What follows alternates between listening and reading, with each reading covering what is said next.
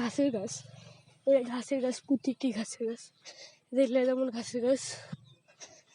আমরা আশা করছি আমরা বেশি ভিডিও বলবো না, আমরা এই পর্যন্ত শেষ বলতে গেলে শেষ হয়ে যাবে আমাদের ভিডিও। তো ঠিক আছে ভাই, আশা করছি আপনারা ভালো আছেন। তো ঠিক আছে, ঠিক।